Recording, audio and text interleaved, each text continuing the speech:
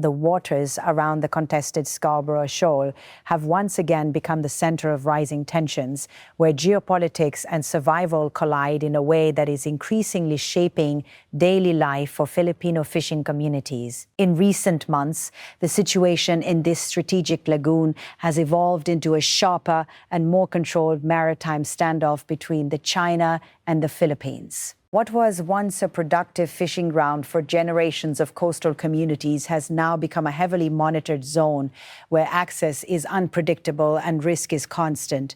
For Filipino fishermen, the sea has always been more than geography. It is livelihood, tradition, and survival. But in the waters surrounding Scarborough Shoal, that relationship has been fundamentally altered. Boats that once sailed freely toward abundant fishing grounds now operate under the shadow of Coast Guard vessels, patrol ships, and persistent surveillance.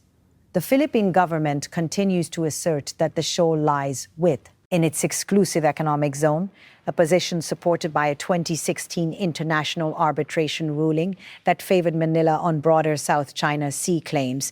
However, that legal outcome did not physically change control on the water. Instead, enforcement patterns have become the defining reality, and China maintains effective presence in and around the shoal. Over time, China has expanded its maritime operations in the area through Coast Guard deployments and coordinated patrol formations. These vessels are often seen stationed near the entrance of the lagoon, controlling access and monitoring movement of fishing boats. In practice, this creates a controlled perimeter that Filipino fishermen must navigate carefully if they choose to enter. The result is a growing sense of uncertainty among coastal communities in northern Philippines, provinces such as Zambales and Pangasinan, where fishing is one of the primary sources of income. Many fishermen now describe each trip as a calculated risk rather than a routine activity. The decision to go out to sea is no longer just about weather or catch potential.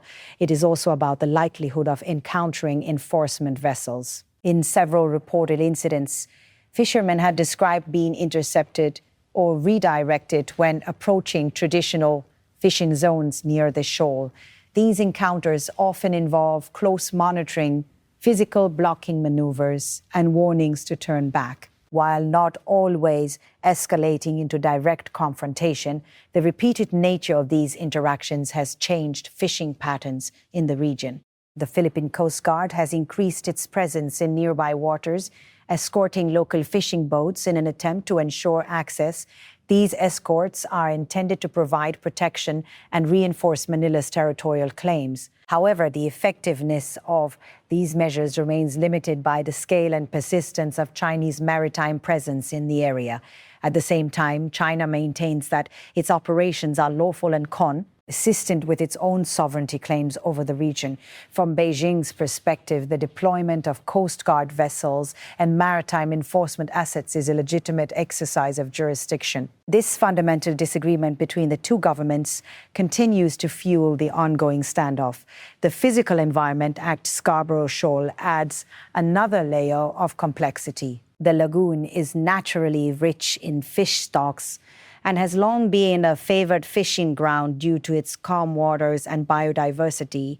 Its narrow entry points make it strategically sensitive, allowing control over access to the interior waters with relatively few vessels. This geographic reality has made it easier to enforce presence and regulate entry. In recent years, monitoring reports and maritime surveillance observations have indicated an increase in structured patrol activity around the shoal. These operations are not random but appear coordinated, suggesting an organized effort to maintain consistent control. Fishing boats attempting to enter often report being met with immediate signaling from Coast Guard vessels positioned nearby. For many fishermen, this has led to a gradual withdrawal from the area. Some now choose to fish in less productive waters further away rather than risk confrontation. Others still attempt to approach the shoal, but their trips are shorter, more cautious, and often cut short by uncertainty or direct warnings. The economic impact of this shift is significant. Reduced access to traditional fishing grounds means lower catch volumes, higher fuel costs due to longer travel routes, and increased wear on smaller boats forced to operate farther from shore. For families dependent on daily or weekly catches, even small disruptions translate into financial instability. Local fishing communities have also reported psychological stress linked to these conditions. The unpredictability of encounters at sea has introduced a level of anxiety previously absent from routine fishing life. Instead of focusing solely on weather and tides, fishermen now monitor maritime radio channels and keep constant watch for vessel movements on the horizon. On the diplomatic front, the situation remains unresolved. The Philippine Coast Guard continues to emphasize freedom of navigation for Filipino vessels within what it considers national waters. Regular patrols and escort missions are intended to assert presence and discourage interference. However, the scale of enforcement challenges in the region means that these efforts often result in tense parallel operations at sea. Both sides maintain active presence, leading to frequent close encounters without clear resolution. Despite this, neither side has stepped back from its core position, keeping the dispute in a prolonged state of managed tension. The broader South China Sea context also shapes developments at Scarborough Shoal. The region is one of the world's most strategically important maritime corridors, with trillions of dollars in global trade passing through its waters annually. This has elevated even localized disputes into matters of international concern, drawing attention from regional partners and global observers. Joint military exercises conducted by the Philippines with allied countries in nearby waters have added another dimension to the situation. These exercises are framed as defensive and cooperative in nature, focusing on maritime security, search and rescue, and interoperability. Nevertheless, they are closely watched by China, which views increased foreign military activity as a strategic challenge. Despite these geopolitical layers, the most immediate consequences are felt by fishermen who rely on the shoal for survival. Many describe a shrinking window of opportunity in which they can safely fish, often dictated by the movement of patrol vessels rather than natural conditions. This has forced adaptation in fishing strategies, including altered routes and reduced time spent near contested waters. There is also a generational dimension to the crisis. Older fishermen recall a time when access to the shoal was largely unrestricted and fishing grounds were determined by skill and knowledge rather than political boundaries enforced at sea. Younger fishermen, however, are growing up in a reality where maritime boundaries are actively enforced and contested. As conditions persist, local economies tied to fishing are gradually adjusting. Some communities are diversifying income sources, while others remain heavily dependent on diminishing catches.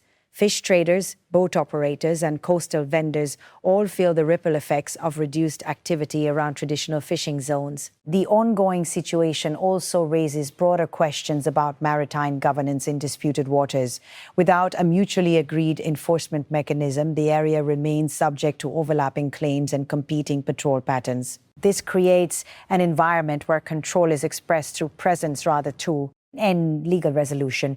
In practical terms, Scarborough Shoal has become a symbol of how unresolved territorial disputes can directly impact civilian livelihoods. The absence of a clear, shared framework for access means that fishermen often operate in a gray zone defined by risk negotiation and shifting enforcement patterns. As maritime activity continues, the standoff shows no immediate sign of easing. Both the Philippines and China remain firmly positioned in their respective claims, while patrols, escorts, and monitoring operations continue to shape daily life at sea. For fishermen, the reality is simpler but more difficult. Every trip beyond the coastline now carries uncertainty. What was once a routine journey for fish has become a navigation through geopolitical tension, where survival depends not only on the sea itself, but also on the movements of larger forces beyond their control.